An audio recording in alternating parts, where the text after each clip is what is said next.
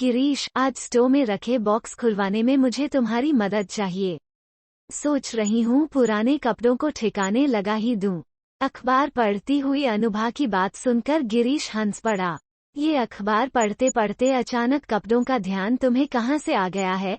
गिरीश की बात सुनकर अनुभा ने खुलासा किया, अखबार वालों ने जॉय ऑफ वीक मनाने का फैसला लिया है। इसमें देने के सुख के बारे में लिखा है। अनुभा एक दार्शनिक की तरह बोली।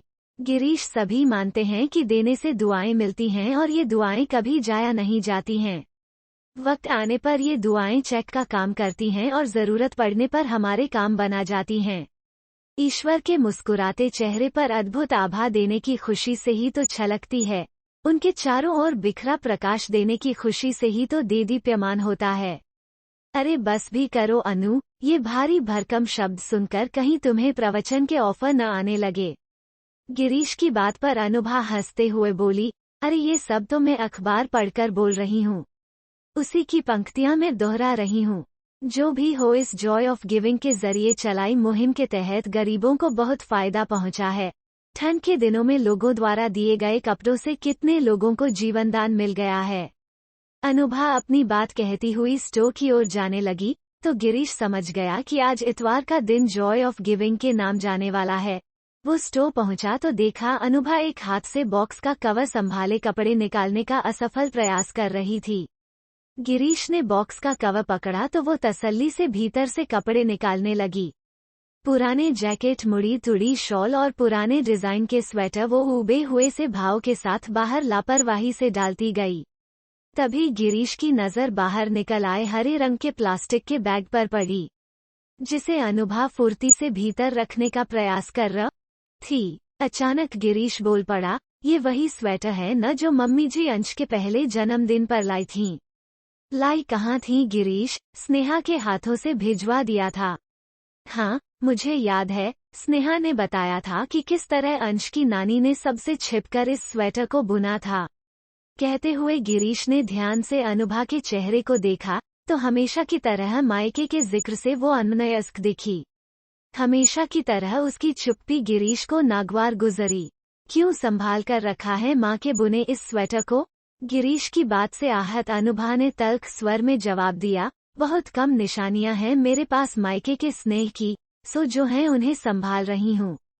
अनुभा रसोई की ओर चली आई तो गिरीश भी उसके पीछे पीछे चला आया और बोला, अनु, खुशकिस्मत हो कि तुम्हारे मम्मी पापा अभी हैं।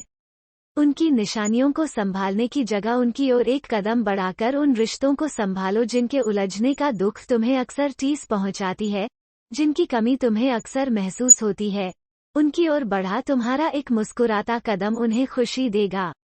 अभी तुम ही तो खुशी देने की महिमा का बखान कर रही थी।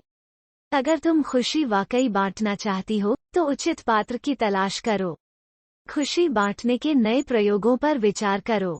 हो सकता है कोई तुम्हारा अपना तुम्हारी ओर से आने वाली खुशी का शिद्दत से इंतजार कर रहा हो। गिरीश, प्लीज बात को मत बढ़ाओ। गिरीश का इशारा किस तरफ था ये अनुभा जानती थी। अपने मनोभावों को दबाती हुई वो बालकनी से छत पर आ बैठी।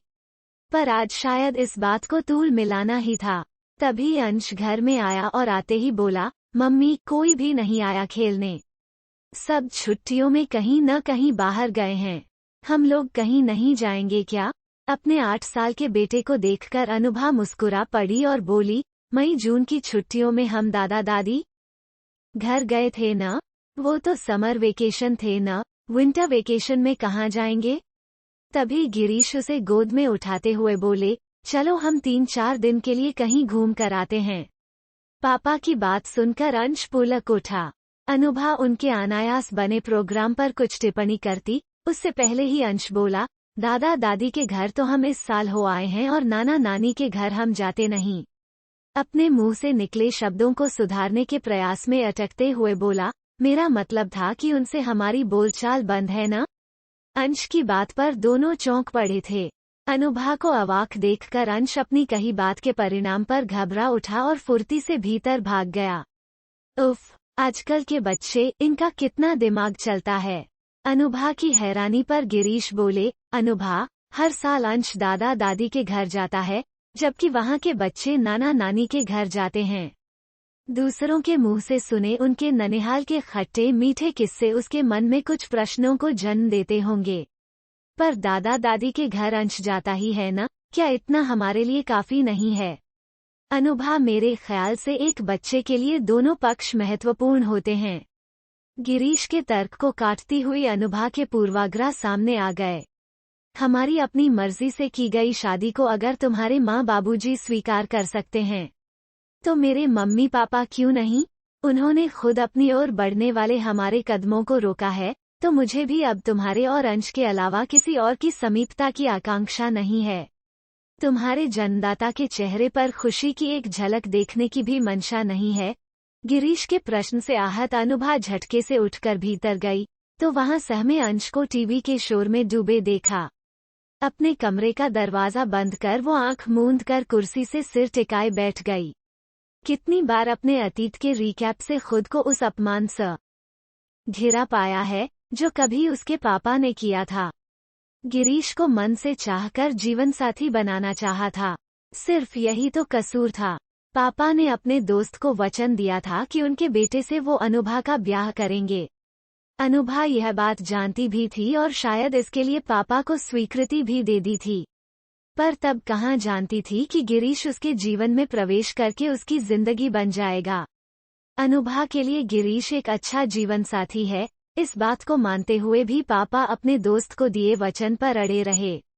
ऐसे में मम्मी की मूक सहमति से अनुभा ने गिरीश के साथ कोर्ट मैरिज कर ली थी, जहां गिरीश के परिवार वालों ने एक रिसेप्शन के द्वारा सामाजिक मुहर लगा दी थी। वहीं अनुभा के पापा ने अपने अबोलेपन से अपनी असहमति जग जाहिर कर दी थी। छोटी बहन स्नेहा की शादी में मम्मी की जिद पर गिरीश और अनुभा को बुलाया गया। अकेले में अपनी बेटी की सुखी गृहस्थी से आश्वस्त माँ बेटी के हाथों को सहलाती, पर पापा की मौजूदगी में अपने हाथ को छुड़ा लेती तो अनुभा का दिल रो बैठता। स्नेहा की विदाई के वक्त कहे पापा के वो शब्द आज भी उसके कानों में गूंजते हैं, छोटी, कम से कम तूने मेरी इज्जत का मान रखा, इस बात की मुझे बहुत खुशी है। अब ऐसे ही अपने ससुराल वालों का भी मान रखना। बेटी की विदाई के वक्त पिता द्वारा कहे सामान्य से इन शब्दों में कम से कम ये कहना क्या जरूरी था? उस वक्त आसपास खड़े लोगों की ओर देखने की हिम्मत कहाँ जुटा पाई थी। इसे भी इत्तेफाक ही मानती अगर पापा की उपेक्षा उसे 3 साल बाद हुई भाई की शादी में देखने को न मिलती। भूलता नहीं है मेहमानों से भरा आंगन, जिसमें पापा काम करने वालों को कुछ निर्देश दे रहे थे। तभी अनुभा ने गिरीश और अंश के साथ प्रवेश किया। उस वक्त नन्हा अंश पापा की उंगलियों को पकड़कर बड़ी मासूमियत से बोला, नाना नाना। उस वक्त पापा किस तरह से अंधे करके अपनी उंगली को छुड़ाते हुए उन अपरिचितों के साथ अपनी बात जारी रखते हुए व्यस्तता दिखाते बाहर चले गए। लोगों की नजरों का उपहास अनुभा के भीतर उतर गया। उस वक्त मम्मी ने वो दृश्य देखकर भावी स्थिति को भांप लिया था। अनुभा के मुड़ते कदमों को बड़े बड़प्पन के साथ गिरीश ने रोका, तो रुक्मणी को अपने दामाद पर मान हो आया था। भीतर जाकर भीगे शब्दों में बोली, अपने पिता की नादानियों को माफ कर दे मेरी बच्ची, पूरा घर मेहमानों से भरा है, ऐसे में और तमाशा बने, ये ठीक नहीं है। पर भाई की शादी तक रुकना उसके लिए एक कठिन परीक्षा थी। घर भर के आए मेहमानों की नजरों से उड़े कुछ उपहास मिश्रित अनकहे प्रश्नों के धुएं से उसकी आंखें रह रहकर गीली हो जाती थी। भाई की शादी के 5 साल बाद आज तक मायके का रुख नहीं किया। इधर गिरीश पूना आ गए तो अनुभा अपनी गृहस्थी में व्यस्त हो गई। हाँ, पापा द्वारा किए उस अपमान को उसने दिल में फलने फूलने का पूरा मौका दिया। मम्मी के एक तरफा फोन आते रहे, पर अनुभा ने कभी फोन नहीं किया। ऐसे में संवाद टूटता चला गया। भाई की शादी के 2 साल बाद जब अनुभा अपनी छोटी नंद की शादी में आई, तो शगुन का सामान लेकर आए अपने पिता को अपनी ससुराल में आया देखकर वो हैरान रह गई। उससे भी ज्यादा हैरानी ससुर और पिता को सहज रूप से बातचीत करते देखकर हुई। पर अनुभा अपने पापा से सहज नहीं हो पाई थी। अंश जब उनकी गोद में बैठता तो वो उसे किसी न किसी बहाने से अपने साथ ले जाती।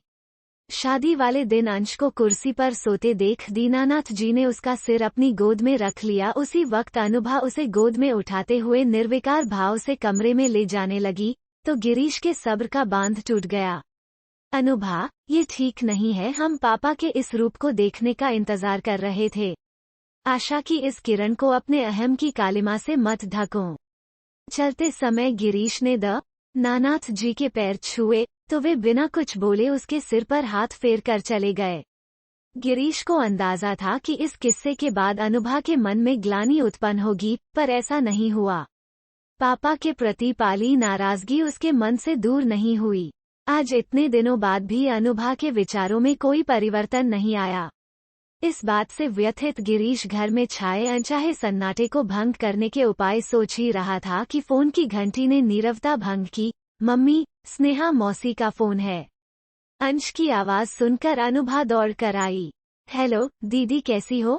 स्नेहा ने पूछा तो अनुभा बोली, सोच रही हूँ कि एक हफ्ते के लिए तेरे पास मुंबई आ जाऊँ। अंश की छुट्टियाँ चल रही है ना? अनुभा की बात सुनकर स्नेहा चहक उठी। सच दीदी, मजा आ जाएगा। लेकिन कुछ संकोच के बाद वो बोली, दीदी, मम्मी और पापा आए हैं। अपनी बात से उत्पन्न चुप्पी को तोड़ते हुए स्नेहा बोली, दीदी, पापा मम्मी आपसे मिलना चाहते थे। वो आपके पास पूना आना भी चाहते थे। पर उसकी बात को काटते हुए अनुभा बोली, पर क्या स्नेहा? मुझ तक पहुंचाना इतना मुश्किल है क्या? अनायास अनुभा के मुंह से निकला, मुश्किल तो था दीदी, तुमने खुद तक पहुंचने में उनका कहाँ साथ दिया। आपने पापा की उस गलती को दिल में पाल कर रखा। पर सोचो, पापा को भी तो तुम्हारी और जीजू की शादी का निर्णय उस वक्त गलत लगा। पर समय के साथ वो समझ गए थे कि जिस बात को वो तूल दे रहे हैं वो बेवजह है। पर दीदी, तुम तो इतना समय बीत जाने के बाद भी नहीं समझी कि बीते हालात में पापा की नाराजगी को इतना तूल देना गलत है। तुम्हें दुख हुआ था तो पापा भी देवेश अंकल को दिए वचन को पूरा न कर पाने की स्थिति में दुखी थे न? उन्होंने तो तुम्हें माफ करके तुम्हारे चेहरे पर खुशी देखनी चाहिए, लेकिन तुम हमेशा उनके चेहरे से खुशी छीनती रही। आवेग में बोलती स्नेहा अनुभा की सिस्क यह सुनकर चुप हुई। सॉरी दीदी, क्या करूं, मम्मी पापा को यूं उदास नहीं देख पाती हूं। स्नेहा, तू फोन रख, मैं बाद में बात करूंगी। अनुभा को रोते देख गिरीश घबरा गए। स्नेहा को फोन लगाकर सारी बात जानी तो वे सीधे अंश के कमरे में चले गए। कुछ देर बाद अंश के साथ वापस आए। देखा अनुभा सोफे से सिर टिकाए आंखें मूंदे लेटी थी। तभी अंश की आवाज आई, मौसी, जरा नानू से बात कराना। अंश की बात से चौंकी अनुभा कुछ कहती, उससे पहले ही अंश बोल पड़ा, नानू, आप स्नेहा मौसी के घर आए पर अंश के घर क्यों नहीं आए? गिरीश ने हाथ बढ़ाकर स्पीकर ऑन कर दिया। फोन के तार ने खुशियों के कई तार जोड़ दिए थे। दीनानाथ जी अंश से बोल रहे थे, तुम्हारी नानी तुम्हारे लिए स्वेटर बुन रही हैं, लेकिन वो पूरा नहीं हो पा रहा है क्योंकि आप कितने बड़े हो गए हो, इसका अंदाजा नहीं है ना उन्हें। अनुभा ने फोन का रिसीवर अपने हाथ में ले लिया। पापा, मम्मी तो स्वेटर उधेड़ कर बुन रही है, मैंने तो रिश्ते उधेड़ दिए हैं, उन्हें बुनने में मेरा साथ नहीं देंगे आप? दीनानाथ जी ने फोन नीचे रखा, पर वो कटा नहीं था।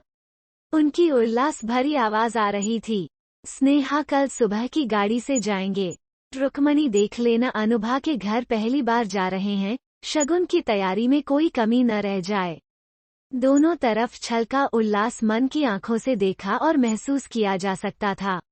जॉय ऑफ गिविंग की सार्थकता को अनुभा ने आज जाना था।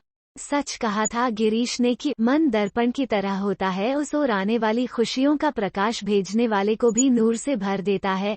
अनुभा द्वारा मम्मी पापा की ओर भेजी खुशी प्रतिबिंबित होकर उसके मन को भी खुशियों के उजाले से भर गए। दोनों तरफ आह्लादित दिलों की उंगों से खुशियां छलक रही थीं।